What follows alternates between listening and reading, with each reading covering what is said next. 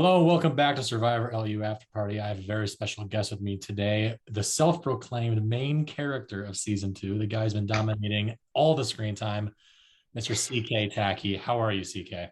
I'm doing wonderful. Thank you for having me on, Mr. Sam. So we're gonna get right into it. So I think it's without a doubt you had the most screen time, maybe of any person on Survivor LU that we've done so far, or maybe will ever have. I think you had more say in any of the votes than anybody ever has. I think you had some of the most passion for any out of anybody and just wanted to know what was going on at all times. And ultimately, that is what got you booted. But let's go back to episode one. So I don't mean that doesn't mean to be a insult or anything. Yeah. So I've asked this of everyone. So you come in on day one, see everybody, and what's your initial reaction, having known a little bit? Well, did you know a little bit from Ben Michelson, who played season one, or did you go in completely? Uh, He told me a little bit, like during season one, I'd like be hanging out with him sometimes and he'd be like, "Oh, I'm having meetings and stuff." But like he actually never really went too much in depth and I kind of wanted to surprise myself. So he didn't give me too many details about it. so, what was your reaction then walking onto the field and seeing the 16 other people, Madeline not included, because she was sick. So, seeing the 16 people, what was your immediate reaction? Just like, holy crap, I'm playing Survivor, or I've got this. I'm not gonna lie, I was pretty nervous going into it. Like first impression, I think we were standing in a circle when I walked up. I think I was one of the last people there, and it's like, wow, this is interesting. I have no idea what to expect. Like I think I said in my pregame interview, I'm coming into this game winging it. There's different ways I could play the game, and I wasn't sure what I was gonna do. So first impression, I was nervous, and I needed time to feel everyone out and get to know what I was gonna do.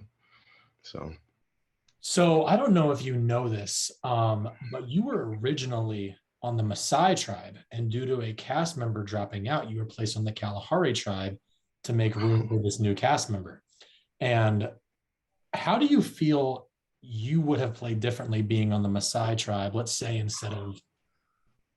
you were there instead of Jai. Let's say you and Jai's positions were swapped. How do you think you would have played differently being in a tribe of all guys, people like Andrew, people like John, people like Chadwick, who are all super fans, and then you being on the Kalahari tribe with people who aren't as big of fans, save for Lily, who kind of were just winging it? Because I think you took control very easy of Kalahari. Do you think you would have done the same on Masai? um, I do think I was put into a pretty good situation for me as a player that I was in Kalahari. I think Kalahari was special. Kalahari was very special. We had a vibe. Jacob and Rachel went out a bit earlier, but like once those two went out, I feel like that four, like we kind of vibed. Like at the same, we were silly, we were kind of goofy.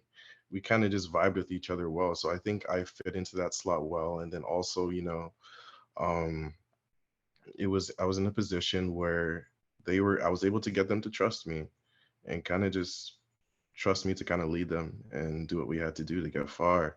If I was on Masai, on the other hand, I think no, I think I could have done well, but my game would have looked very different. How I so? played um probably wouldn't have been as front forward, if you know what I mean. Hmm? Um I did a lot of the things I did, especially I'd say after the John vote, I got very cocky in the game.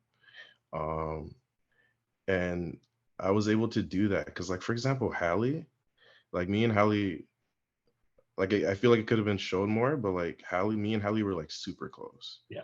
Like to the point like Hallie, I know for a fact Hallie would never like turn on me at all. Yeah. So having that kind of confidence, like to the point where I'd say like even more than Jay High, I know Hallie would never flip on me. So having that kind of number, that kind of confidence, I wouldn't have had that on my side. Um, so yeah, like I said, I'd play the game, but it would be different. Wouldn't be as front forward. I probably wouldn't be allowed to be as confident as I was. Yeah.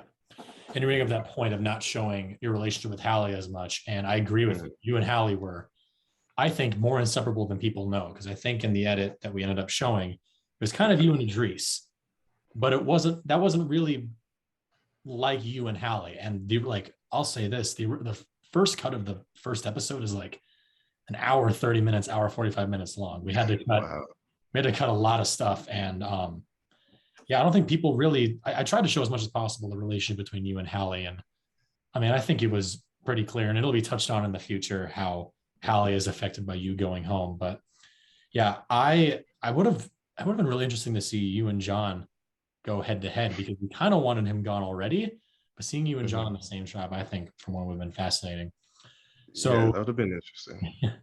so you get your alliance, you immediately vote out Rachel, which was the easy vote. I think everyone knew that. Rachel wasn't getting much screen time and she wasn't really playing much at all. You get to week 2, you form your alliance with Ethan and Delaney, and you vote out what wasn't the plan last week. It was probably Lily the first week. Now it's Jacob. So walk me through 2 things. One, why you immediately gravitated toward Ethan and Delaney and why that kind of came apart. And then backtrack a little bit to Jacob's fall, because you and Jacob were good alliances. And then out of nowhere, or not out of nowhere, you hear some things and now it's like, okay, Jacob's got to go. So walk me through both those things. Okay, so Ethan and Delaney, um, they really shook up my game versus how I thought I was going to play. So my first initial thing was I want to go after the people. I wanted to, so my plan was to get a network, a web, to the point where no single person in the game could lie to me and get away with it. So I strategically aligned myself with certain people in a certain way where if anyone lied, they couldn't get away with it. So I thought a good way of doing that was to go and kind of get the heads of each tribe. So Delaney was one. And then in terms of Masai, I already had Jai. And then of course, John. It wasn't shown because it didn't really amount to much, I guess. But like I have been talking with John as well. And we kind of had like a phony even final 3 of me, John, and Chadwick. So I kind of had a connection there with him as well. I think exactly how it happened was I was talking to Ethan at one point and he bumped into Delaney or something and they started talking. And then he kind of said, let's let the 3 of us kind of have a meeting. And then we can have like a trio and have that network throughout the game. So in terms of Jacob, in terms of that vote, yeah, we went in, we probably were thinking Lily because we had that 4. We went to get pizza on that first night and we kind of were like, yo, it's gonna be a core 4. And then I find out that Sophie and Jacob are super tight, almost dating before the game.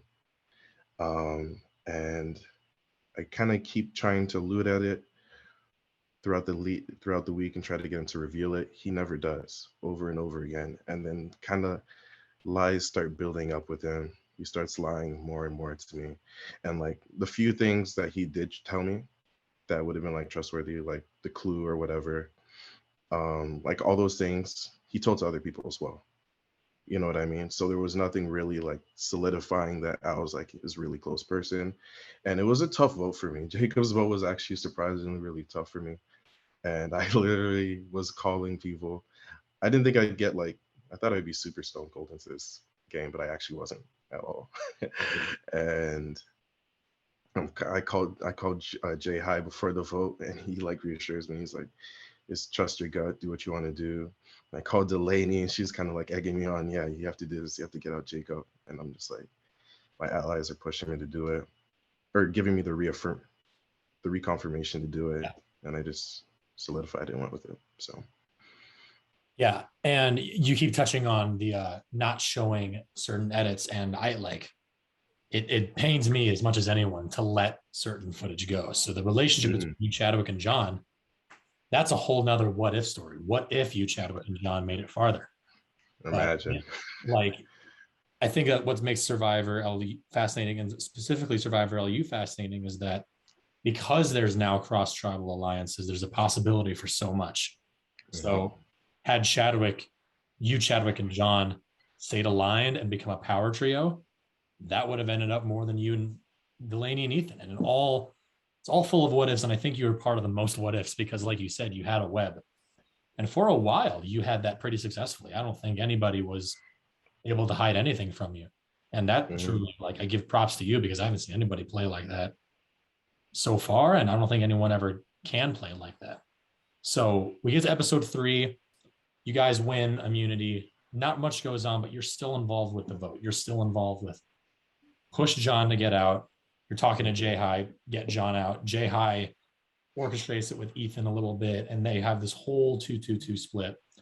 What Mhm. made you want to stay as involved as possible? Because a lot of people would see that as threatening, but you didn't take that approach. You took it as if John's going to go out, I'm going to have a little bit of say in it, and I want to at least know what's going on at all times. Why focus on Messiah and not worry about everything else going on in your own tribe and thinking about the very next week?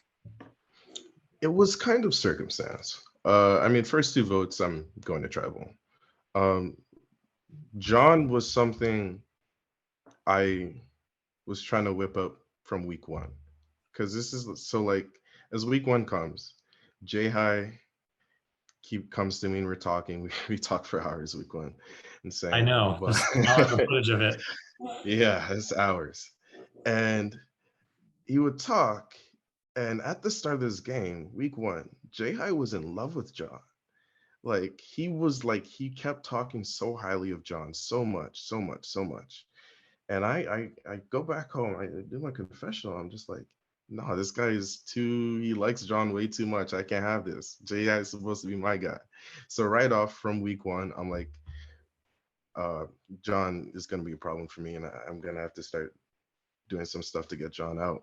So like later on, I tell Jay High about, like, I think one time he had a meeting with John scheduled, right? And then for whatever reason, John canceled. I have no idea why he canceled. But I'm like, Jay High, I think John canceled to go look for the idol or whatever. And then once I told Jay High that, and I was able to like give some supporting evidence or whatever to like line that up and make it, seem whatever. After that, Jay High is like, he stops trusting John and all of that stuff. So my main point of all of this is trying to say that I kind of put my hands into that vote because of that reason, and it kind of escalated into this big thing. Everyone in the game becomes involved in that vote, and a huge thing. And then at that point, I mean, we're 3 weeks in, and I'm just so used to being involved in everything. I'm like, I can't really go back now. And I'd say up to the 3 week point, I mean, even though I was so involved in everything, I'd still say my cover wasn't really blown. Like at that point, most people still didn't know. Like a lot of people thought Idris. I think I remember hearing like week 4, even some people saying week 5, Idris is the head of Kalahari. And then, and then after it broke, after my stuff broke off with Delaney and Ethan, is kind of when Right. they started throwing my game under, and it kind of came up that I was the person doing all that stuff. So, Right. So we lead up to that episode 4, tribe mhm. swap. Big tribe of 14 people. It's not a merge, it's one big tribe. Your immediate thought, throw the challenge, which seems to be a whole theme this season, people throwing the challenge, which Yeah. bugs production so much, but players got to play. Mhm. So you and Kalahari throw the challenge. You're now put in a group with your tribe, who, as you said, are completely devoted to you. Jay High, maybe your number one ally. Delaney, another number one ally, and then there's Haley. Like when you saw that grouping, did you know immediately Haley's done? There's no need to keep pushing this. Like I've got Yeah, this. I thought I went into it like very, like once I saw that it drawn up and everyone who lost, I was like, this should be a very simple week. This should be very straightforward. And then it wasn't. Even though we did end up voting out Haley in the end, it wasn't straightforward because that's when tension started to rise with Delaney and Ethan. So yeah, so leading into that, as you said, it should be an easy vote. You kept saying that in episode 4. This should be as simple as that, but it's not because Delaney and Ethan also have their alliances, but they don't know how many alliances you have. And then you slip up a little bit and you say, I made a dinner deal with Andrew.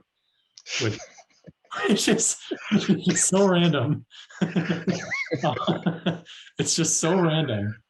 Um, so did you kind of feel like you were being backed into a corner and that's why you kind of started spewing all this to your two closest allies who were saying, I trust CK completely. And then all of a sudden, here's all your cards. You have Chadwick, you have Jay High, you have Andrew, you have Chadwick, other people, and they're just like, oh man, CK's playing us. Like, did you think that you were so confident in your lines they would never be found out, or do you think you kind of felt back into a corner? So you're like, I'm working with Andrew and I'm working with Chadwick. What do you think happened there that caused that panic from Ethan and Delaney? Oh no, I was not backed in the corner at all. No, that's not what it was. Um, so more specifically, like the lunch thing, I thought it would be kind of funny to say. Like I have a very ironic, sarcastic sense of humor and whatnot, and I guess some people didn't catch on to that as well, or some people would think it's serious. So I'd be like that with them a lot, and when I'd be sarcastic a lot, they'd feel threatened by it. I'd say jokes like, "I'm gonna vote you out" or whatever. I have more connections than you or whatever, and like for example, okay, like I said, first 3 weeks it went flawlessly. I'd say like every plan, like we'd spend hours drawing up these plans, and they went flawlessly.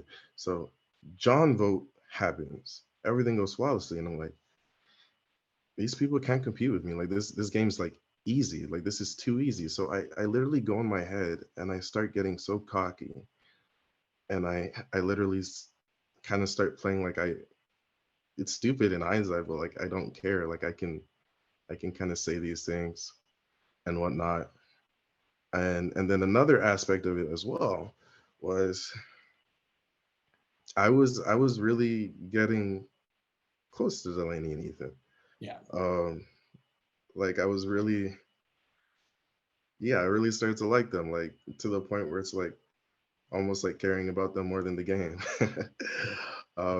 Not how I thought I was gonna play. Like I said, I thought I was gonna be stone cold, but I got really attached to them, and I just started spewing stuff just because they're saying stuff like, "Yo, we're friends first before the game," and all that stuff, and I just started spewing stuff in trust because there's some parts where like I start caring about people more than the game. So I kind of just started saying stuff, and Yeah. you know, also with the security. Yes, I was just gonna say, even that being said, I still also thought I'd have the security where if worst case scenario did backfire, I'd be fine anyways. Right. Yeah. Mm. Which I think your friendship with Delaney and Ethan is what makes episode 5 heartbreaking because you and Ethan just blow up at each other. And it's the two huge arguments that you guys are having where you call Ethan the weakest link and um Ethan becomes a little bit of a hypocrite, I think, in that scene where he's lying to people and then calling you out for lying because Ethan's playing just as hard as you are, but then you call him out on it and then he calls you out on things. So why do you think all that tension bubbled up between you and Ethan? Like what caused that? Because you guys ended up in the same group. You guys dominated the immunity challenge. You guys should be fine. Right. You both have an idol clue. And then all of a sudden, there's just these two now 5 week long survivor brothers going at it. Like, why do you think it wasn't reconciled in the end? And what would you have done differently approaching that conversation with Ethan? Okay. I still think it's weird. I still think it's kind of weird how that all went. Um, and I said in the game, I feel like Ethan plays with his emotion. I can't speak. Ethan plays with his emotions in that season like a lot. Like, and I think there was just paranoia. I remember. I mean, I threw the challenge the week before, Mhm. week 4. And I think he also misunderstood how the challenge worked. So while we were doing that week 5 challenge, he was kind of scared that me and Idris were gonna throw it with him and try to get him out or whatever. And he was saying that in the middle of the challenge, you guys are throwing it, aren't you? You guys are throwing it. I'm like, where is this coming from? And I think even still to now, I don't know exactly 100% where it came from, but I think it was just general paranoia and I think that, for example, that weakest link comment as well. The context of that, it wasn't like weakest link as in like you're the weakest player or anything. It was the weakest link when we're drawing that stuff up on the board. We're talking about the number of connections that we have, um, which was also a little nonsensical as well because they're saying I had the most connections, but on the board, if you actually, I think we drew it out wrong at the time. I went back and looked at it. Me and Delaney had the same number of connections, well, except for JI, but they didn't know that. So other than that, we had the same number of connections, and they were still coming at me hard, saying you have Yeah. more connections. Why can't you let Idris go? Um, but yeah, and we're just saying the weakest link just meant that he had the least or whatever. So that wasn't an Yeah. insult to him. But I think just all those things came up, and for whatever reason, or maybe there was a birdie in his ear striking something up to him that fueled it up, but it just boiled up. And then after it happened, let's say after that argument happened with him, I'm 100% ready to reconcile. Like Right. 100%. Like I said, I really want to befriend these people. I really care about them and whatnot. Yeah. I'm 100% ready to reconcile. And that's why, and that's when week 5 happens, and then several things I hear about from my little birdies really hurt me. Um, Number one, in that week 5, whilst all that Andrew stuff was going on, at the same time, like I call them like a kill squad.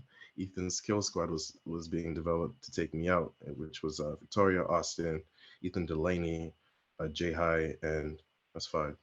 One other, Sophie.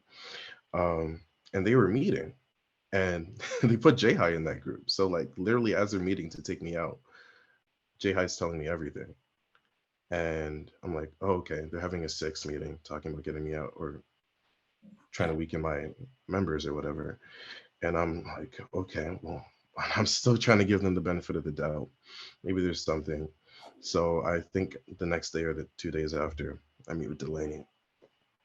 And I try to ask her, and I try to kind of like with Jacob, what I did with Jacob, and I try to lead it and try to get it out of her. No mention of the 6 at all. No mention of anything at all. And I leave that meeting, and I'm just like, dang. So I didn't think Delaney would like pick his side. Yeah. And then I'm just like, wow, Delaney actually picked his side, and that really hurt me too. Yeah. Um, and then also like I mean I heard from Jay High there's some like personal stuff said against me as well outside of the game, like personal attacks. So like all those things after that happened, I was kind of just like, I don't think there's any going back. We're at war. War is happening, and I have to start rallying my troops. So, which is yeah. Yeah. So Andrew, your dinner buddy, is voted out. Mhm. You make it to the merge. Every Survivor superfan's dream. To this day, it still haunts me that I wasn't there, but we're past that. You're looking for the idol clue. Delaney finds it, and immediately the plan to take Delaney is set into place. And you've got it. You so obviously have it. It's painful. Like you've got your troops, you've got your 7, and you're going to go in and you're going to vote out Delaney. And in my opinion, I've talked to several other people. I've talked to Luke Binkley, Nathan Bennett, all of our Survivor LU connections. We all believe that it's your game at that point. If that gets pulled off, it's the greatest move of all time. And it wins. And then 2 things happen. And you know what 2 things happen. And we're going to talk about both those 2 things. Delaney plays the at odds idol on your closest ally, which we got to give Delaney credit, is a brilliant play. But you still have it. It doesn't matter. It's a 6-5 because of Chadwick.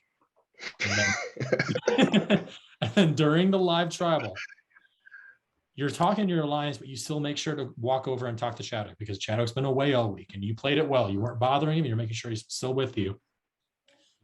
And to my amazement, and I'm not going to say what comes of this, Chadwick flips, panics, votes you out in a 6-5 vote, which I don't get either, but let's talk about both. So first, the at odds idol.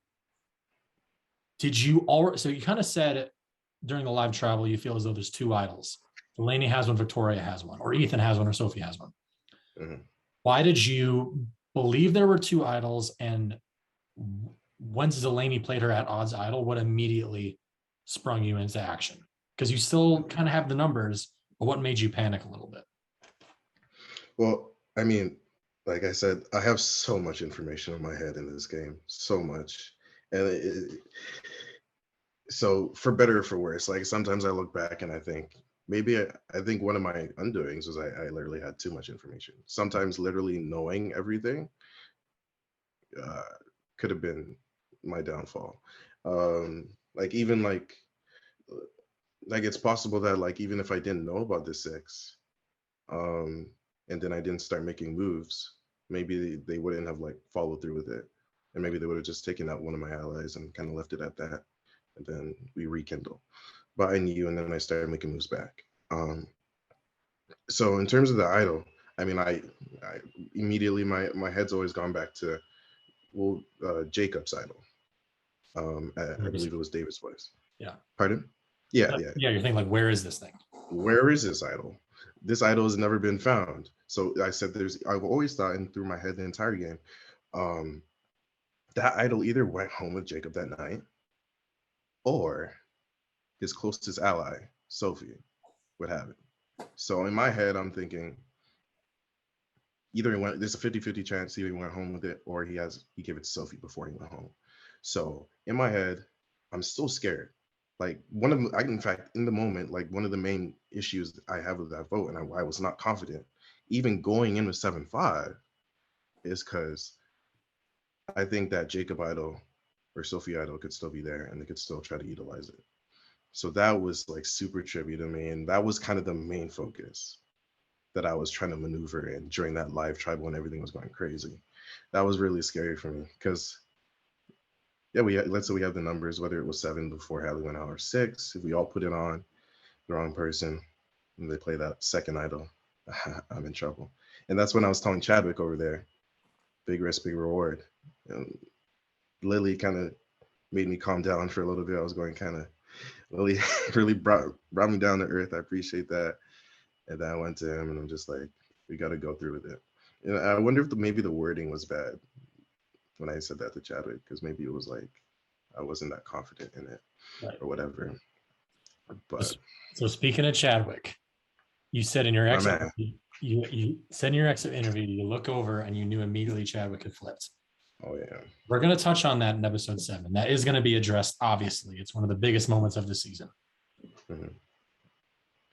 From your standpoint at the jury, we're not going to say anything of what comes before then, but from your standpoint right now, final 11 sitting on the jury, mm-hmm, you get home. Do you know immediately afterwards? Like, are you doubting it, or for sure Chadwick flipped? And what was your emotion toward him in that exact moment? Because we can't touch on what happens later. Why? Why? Man, I was sure, because I'd say something I'm really good with, and it's helped me a lot through this season, is reading body language. I think that's something I'm really good at, is reading body language, and I'm doing my torch or whatever, and I look at it. His face looks so sorry, like already, like his face looks so sorry, and because like honestly, I thought if someone was gonna flip, or there wasn't a sure number, I thought it would more likely to be Melanie or something. That would make more sense. Yeah. But when I lock eyes and I see it's Chadwick, like there's no doubt in my mind it's him. So I'm just like, why? You see in episode 1, I've been talking to Chadwick from episode 1. And I've been talking with Ethan and Delaney. I know everything in this game. So I know they aren't that close with him or whatever. Right. So why? It's just confusion. I feel like I planned for every logical scenario. Hours of planning, writing it down, every logical scenario. Didn't plan for an illogical one. That doesn't make any sense. It's like if Jay Hire or Hallie flipped. It just doesn't make any sense. Why would I plan for that? Yeah. You know what I mean? So yeah, it's just confusion. Yeah. And I look forward to seeing what comes later, as I'm sure you do as well, now watching it as a fan. Real quick for you, CK, we're running out of time, but there's something very specific about you that I think is so fascinating, is why the audience resonated with you so much, is because you played the game that all of us, including myself, wanted to play. I tried to play exactly like you in season one, and I played with the type of people who, frankly, in my opinion, shouldn't have stuck with that move. And that's a whole other subject because I'm obviously biased. But I think you played the game that we all wanted to play and you did it brilliantly. And I think going into episode 6, it shocked me. It still shocks me that you had those numbers. If Delaney hadn't played that idol, I'm in confident belief you pull that off in a 7-5 boat. Delaney goes home instead of you. So I have to give props to you because I don't think anyone quite plays like you or ever will, because they call you out. They say you're suspicious, that you're not giving enough information. And there they are to support you and to vote with you and give you the title Godfather. And I think that's what you are. And I think you'll be known as the Godfather. And I think you're going to go down truly in our little Survivor LU community, in the couple thousand viewers that we get. I think for as long as we have the show, you're going to go down as a household name. And I think you truly are a Survivor LU legend. And it's a shame to see you go out in an epic fashion, but an epic fashion nonetheless. I really appreciate that. That means a lot to me, honestly. That is it for Survivor LU After Party. CK, thank you so much for going on. This personally was my favorite that we've done so far. I can't wait to see what your final tribal speech is going to be, just as everybody else is going to. But congratulations on making the jury. Even though you didn't make it as quite far as you would have wanted to, you played hard nonetheless. And I think everybody knows that and appreciates that. Thank you so much. All right. See you next time. See you.